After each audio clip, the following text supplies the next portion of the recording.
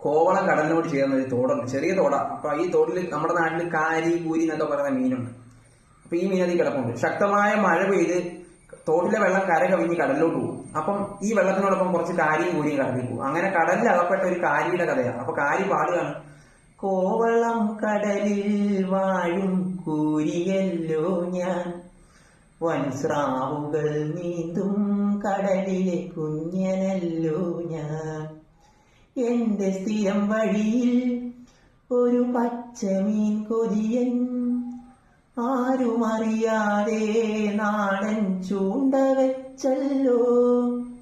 എന്റെ സ്ഥിരം വഴിയിൽ ഒരു പച്ചമീൻ കൊതിയൻ, ആരുമറിയാതെ നാടൻ ചൂണ്ട വെച്ചല്ലോ. എന്റെ തൊണ്ടയിൽ ചൂണ്ട കൊണ്ട് ഞാൻ നൊന്തു നീന്തുമ്പോ